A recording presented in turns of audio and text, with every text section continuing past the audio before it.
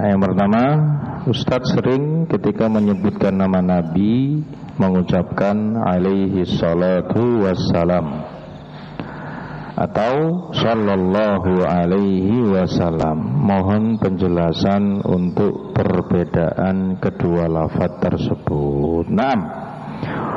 Kalau Nabi kita Muhammad alaihi salatu wassalam, perintah yang disebutkan dalam ayat sallu alaihi wasallimu taslima, harus mendoakan sholawat dan salam.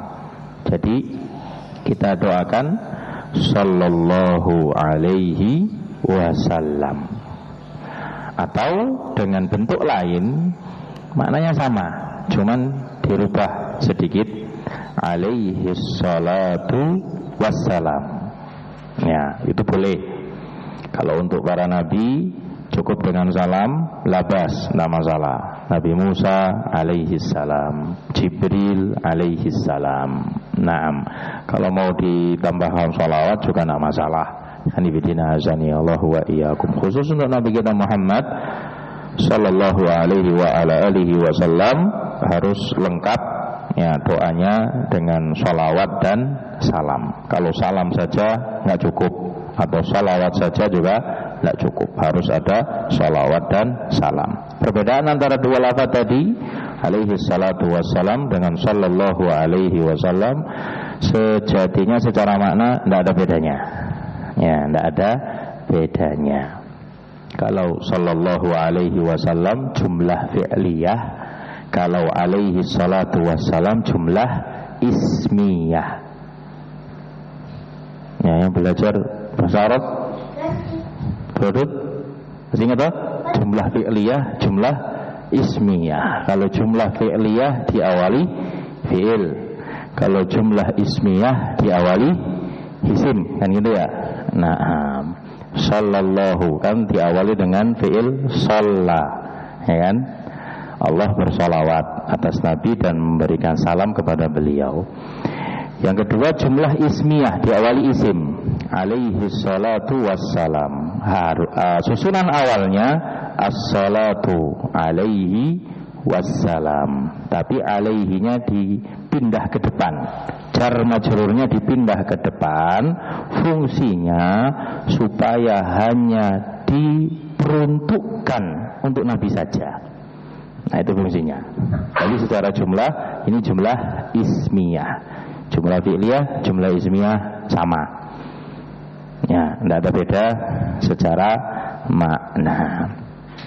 Apakah tidak diperbolehkan menikahi saudara sepupu? Saudara sepupu itu berarti anak paman. Ya, tayyib. Saudara sepupu itu bukan termasuk mahram sehingga bisa dinikahi. Anak dari sepupu juga sama, bisa dinikahi karena sepupu bukan mahram, anaknya juga bukan mahram. Bagaimana dengan anak dari saudara sepersusuan? Nah, ini nggak boleh karena ini mahram. Ya, saudara susuan kita itu sama dengan saudara senasab, asalkan betul-betul diyakini susuan yang diberikan adalah susuan yang merubah yang tadinya bukan mahram menjadi mahram. Bagaimana ketentuannya? Khamsu radha'atin, 5 kali susuan. Kalau cuma sekali belum, 5 kali susuan dalam rentang waktu 2 tahun. 5 kali dalam rentang waktu 2 tahun dengan susuan yang sempurna, maksudnya mengenyangkan. Ya, bukan cuma 1-2 tetes berhenti. Ya, itu tidak masuk. Ya, 5 kali susuan dengan susuan yang betul-betul mengenyangkan dalam rentang waktu 2 tahun. Ini berdasarkan hadisnya Aisyah radhiyallahu taala anha. Nah, kalau diyakini betul itu sebagai saudara susuan kita pernah disusui oleh wanita tersebut 5 kali susuan, dalam rentang waktu 2 tahun. Jelas fakta ada, data ada, tidak bisa dibantah. Khalas, maka itu ibu susuan kita, anaknya menjadi saudara susuan kita. Anak dari saudara tersebut adalah keponakan kita. Keponakan itu termasuk mahram, sehingga tidak boleh dinikahi. Hanifidina azani Allahu wa iyyakum. Nah, berhubung untuk saudara susuan ini, sepersusuan ini tidak masuk dalam kartu keluarga, gitu ya. Ini harus ditelusuri baik-baik. Ya, ditanyakan kepada orang tua kita, apakah dulu pernah ada yang menyusui kita. Kalau tidak ada, aman. Kalau ada, perlu untuk ditelisik lebih jauh, apakah betul-betul 5 kali susuan yang sempurna dalam rentang 2 tahun atau tidak. Kalau ini terpenuhi, ya 5 kali dalam 2 tahun, wah nggak cukup 5 kali, wis nggak kehitung. Gitu ya, betul-betul sempurna sampai kenyang, sampai tidur bahkan, wah kholas, ya sah, ada saksinya bahkan. Khairuddin azani Allah wa iyyakum. Harus di telisik lebih jauh. Khairuddin azani Allah wa iyyakum. Baik, pertanyaan berikutnya,